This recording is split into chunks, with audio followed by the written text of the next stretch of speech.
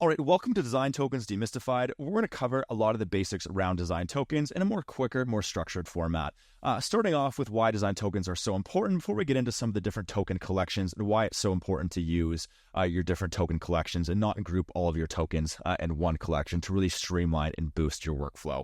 If you are just getting started with design tokens, or you're looking to master design tokens even further, we do have a ton of great free resources online on uicollective.co, free for you to download, that'll help streamline your token workflow that much further. Link for those will be in the description. Let's dive right in. So let's start off looking at why we should use design tokens. So what I'm going to do to start is actually we're just going to build a simple button component together here. Let's go into our local variables. Actually, we're not going to do that quite yet. And what we're going to do is let's just assign this the background fill of red and our text color to white. And we're just going to call this button for now.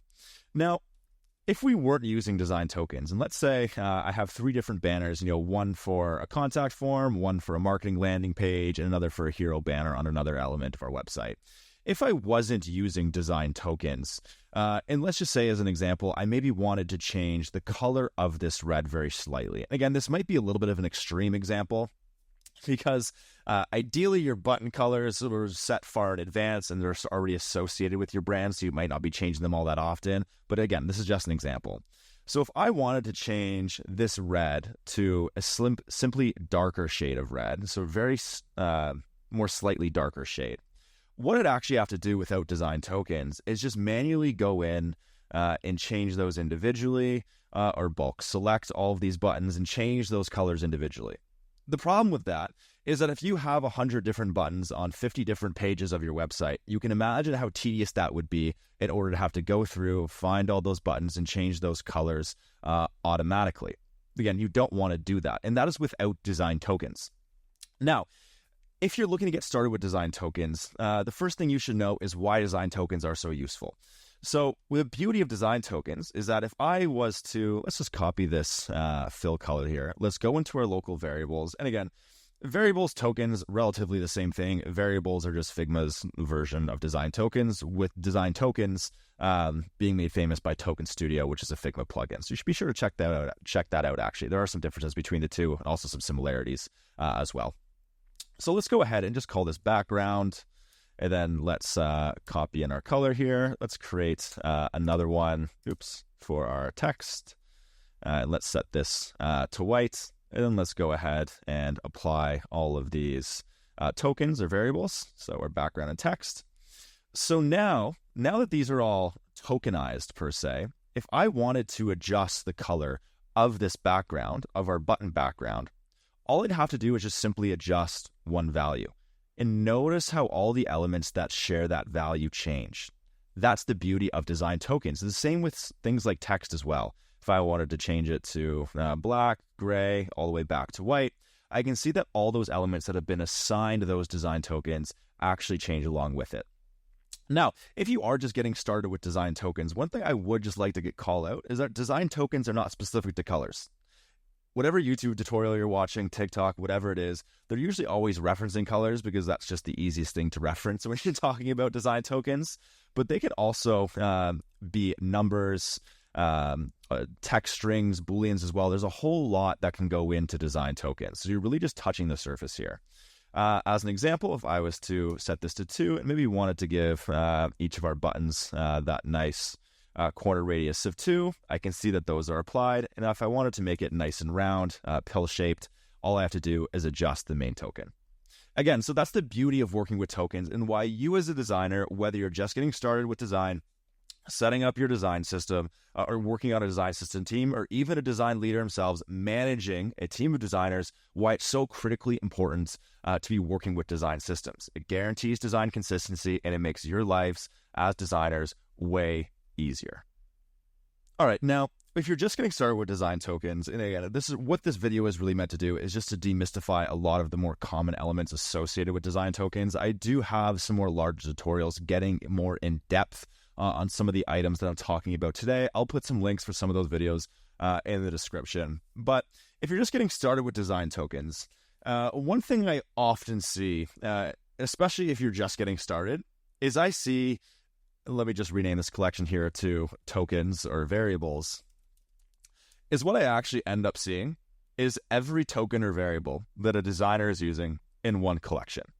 So let me just clear what I have here to start, and let's delete those. So as an example, I might see something like background 1.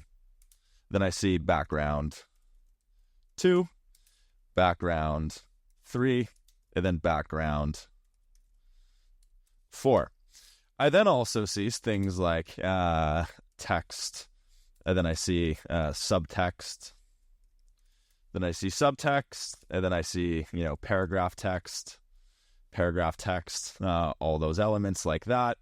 And then I might also even just see even just a number here, where it's something like radius 1. Now, this is great in theory, but this is an absolute nightmare to work with. let me dive a little bit deeper into this for a sec. So let's say maybe I have a background 2, a background 1 that's blue, background 3 that's red, and maybe let's or background 2 that's red, and maybe let's make background 3 this green. Now, looking at this, what's the problem with this? The problem with this is I have no idea what color when I should be selecting background 2 versus background 3. Should my button be background 1? Should my button be background 2? Should my button be background 3? And then this is even more prominent with things like text. And in Figma, you can actually use type variables. So I might also see something like font 1, or this might be Roboto. And then I might also see font 2, and this might be something like Inter. So again, great in theory, but when should I be using Roboto? When should I be using Inter? Unless you have some really concrete guidelines and you're a really small design team or it's just you, so maybe you exactly when to use each. Sure, this could work, but what if you add another designer to your team? What if your library here needs to grow? The purpose of what I'm trying to get across here is you don't want to have all of your tokens in one collection. There is actually a method to the madness. So, because again, if I have a button, create a simple button component, let's add a fill. When should I be using background 1 versus background 2? Is there a certain use case where I should be using one versus the other? If you have everything in one collection, the naming convention can become quite tough. Your token library is not scalable, and it can cause a whole lot of confusion and inconsistencies with your design team, as designers wouldn't necessarily know when to use what token. Now, luckily, there is a system that we do like to follow when we're working with design tokens, and let's take a deeper look at that next. All right, now let's look at how we like to break out our design tokens. Now, we actually like to break out our design tokens into 3 different collections. So not all in one collection that you see here. We actually like to have a brand collection, an alias collection, and then a mapped collection. And if you're getting started with design tokens, this is probably one of the largest challenges that you're going to have, is actually mapping your design tokens between collections. But believe it or not, and at times this is probably going to seem super frustrating, especially if you're just getting started, but I promise you, there is nothing that makes a designer's life more easy than a properly formatted token or variable library. So let's look at just what each of the different collections mean. Now, in some past lessons I've done associated with design tokens and design systems, you'll have seen this in a tree structure, but I did get some format from some designers that the tree structure didn't make sense in some cases, so we're trying something new today. So what essentially I have here is this sort of triangle-typed funnel to try to show you how they all connect with your mapped collection. Essentially, in the end, is what feeds all of your different designers, or in this case, 4 of me. So let me actually, I'm sure you don't want to look at me all the time, so let me just go ahead and hide that for now. Now, with your brand collection holds your design tokens in their purest form. As an example, a hex code color. So maybe you have some type of hex code color. You might just have a value of 2 that might be used for something like a border radius. You can also just get into font as well, where it's really just Inter. It's not Inter bold, not Inter whatever. It's really just Inter. So it's where you have all of your different tokens or variables in their purest form. Let's look at a lightning quick example of this. So let me go into our brand collection. And let's start off, before we get into alias collection, I'm just going to show you a quick example here. So let's actually group our colors. So starting off with the purple 100. Now, if you're not familiar what I mean by purple 100, and let me try to find, actually we'll add 3 colors to start. In this middle one, let's try to find one that's semi-close to the UI Collective purple, because I did not plan ahead and don't have our UI Collective hex code handy. So let's go purple 300, purple 200, and then purple 100. Now, in this video and in past videos and in other videos you might see online, you might often see the reference of 100 scale or t-shirt sizing. T-shirt sizing might be where that 200 is maybe a medium or 300 is maybe a large, and you get the picture. Now, the reason why we use this is it's very, very rare if you're working with design tokens to only have one shade of one color, meaning you might only have one shade of purple and one shade of green. Introducing t-shirt sizing really allows you to add different shades and still have some sort of differentiation between them in the initial naming. So as an example, this 100 might be a little bit lighter, this 200 might be that color, and then this 300 might be a little bit darker as well.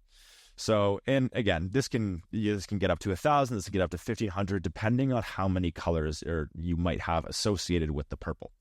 And let's go ahead and do another where we just have this green, and maybe we'll just do green 300, 200, and 100. So let's correct that, and then let's correct that. And let's go ahead and let's move this out of the way. Move that. I think that looks fine. Copy that in, copy that in. Let's make this a little bit darker, and then let's make this a little bit lighter. There we go. So as you can see, your brand is really just, your brand collection is just the hex codes in their purest form. That's it. It's super simple. You're not getting into any complex naming conventions yet. You're really just taking everything that's roughly associated with your brand and throwing it in one collection that's going to feed the Alias collection, which is going to feed the mapped collection. And if I bring myself back, which is what is actually going to feed all of your different designers. Again, your designers will be applying tokens to their designs from the mapped level, not from the alias or from the brand level, again, ideally. So next, let's look at the alias collection, because this is often what trips up a lot of different designers. All right, so now let's look at our alias collection. And your alias collection is something that designers just always tend to dismiss for some reason.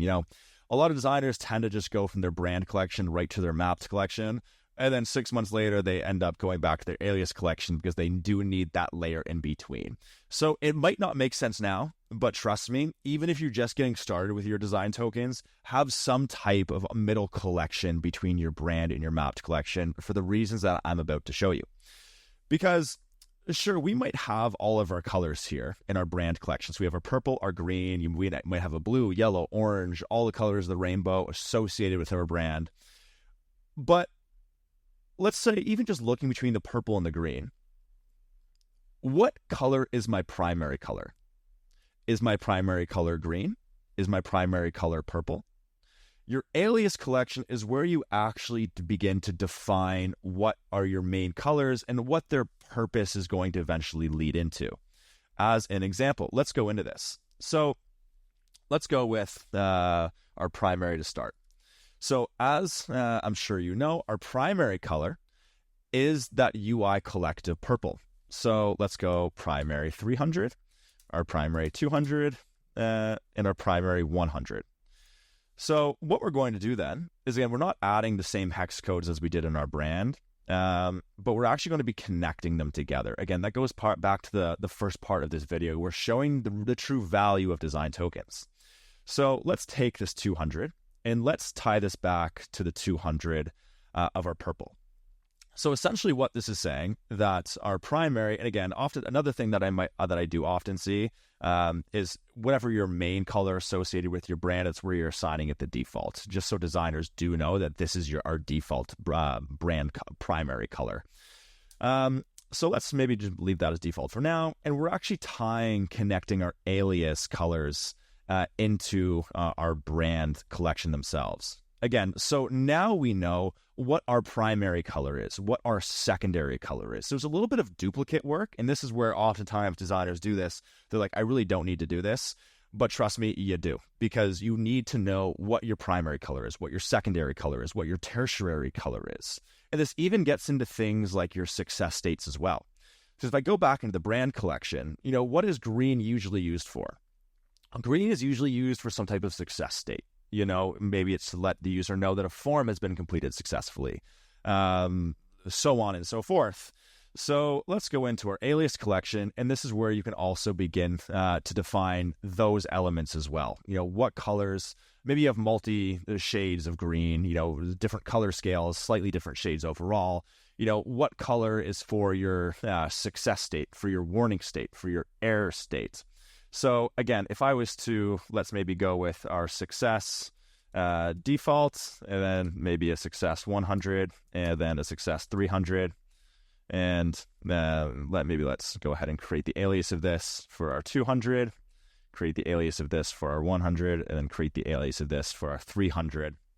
So now suddenly we know we took our brand collection, which is really just our hex codes in the purest form, and now we're beginning to assigning them roles per se.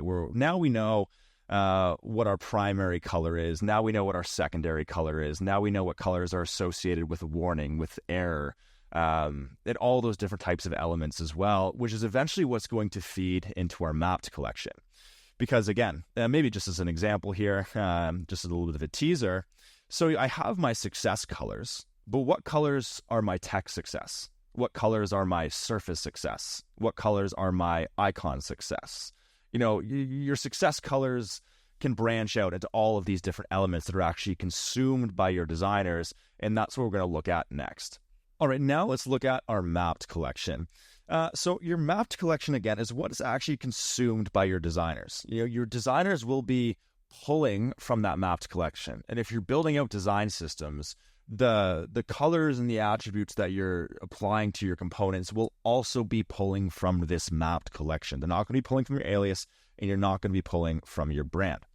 Now, in your mapped collection itself, there's a couple key groups that you like to have.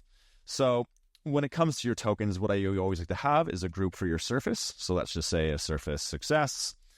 We also like to have a icon, let's say success. We also do like to have a border, let's just say success. And what else do we like to have? Then our text success. If you're just getting started with your design tokens, here is really just some core groups that you can start with. Again, just to start playing around with how you properly want to map all of your different design tokens. Now, one thing you'll actually realize what I did here when building this out is my surface, my icon, my border, and my text all have a success element to it. So if I'm a designer and I'm building a button, let's go ahead and build another sample button. Sorry, I know you guys are probably sick of me seeing me build buttons by now. And I apply a stroke and I apply a fill. I now know what color to apply, because I know if this button will be associated with a success state. I know that I should be applying the border success. I know I should be applying the color text success to the text. And I know that I should be applying the surface success to the background. Whereas if I was just to use the alias collection, what color should I be applying here? It's not, the roles themselves are not really specified. So your mapped collection, so let's just take it through from the top. So your brand collection has everything in its purest form. Your alias collection is where you actually begin to define the overall roles of the colors. So your green is going to be your success. This purple is going to be your primary. And then in your mapped collection, that's where you actually assign everything its individual purpose. In the tree example that you might see in some of the videos that I'll leave links for in the description, this is where those branches come into play, where everything is branched out into all of these different areas. And again, if this is confusing or you have more questions around what goes in each of the collections, I'll leave a link in the description to our token and variable naming and setup guide, if I got that name correctly, and that will go into some of these really in depth. So what we might want to do here, again, let's maybe talk about, connecting, again, if we think about our tree structure, our map to our alias. And again, just as a warning, I didn't prep the proper color codes in advance. This is really just off the tongue, so I might have to tweak some of those a little bit later on to maybe get the effect that we're looking for. So in our surface, let's maybe, let me create the alias of this color. So with our mapped collection, we don't want to connect the tokens in our mapped collection to the tokens in our brand collection, because we'd then be skipping, where is our brand collection here? There it is. Because we would then be skipping the alias collection overall, And again, this isn't just a suggestion where you can go from, brand to mapped. It is a step process. You do need to go from brand to alias, and then from there, alias to maps. The three do really need to be interconnected. So let's go ahead and create the alias of our surface success. Maybe we want that to be a little bit lighter. And then let's say maybe we want our text success to be a little bit darker, and our border success to maybe, be in between, just so we make use of all these colors. So then if I was to go ahead and apply this element right here, let's go ahead and apply our mapped collection. So again, if this was a button success, I would know that I could apply the border success. I know that I could apply the surface success.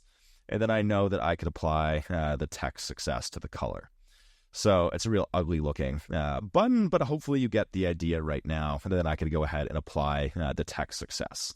So now my button, instead of it just being these raw hex code that you don't really have an idea which should belong with which element when, they're actually assigned roles. So I know that this is a success button.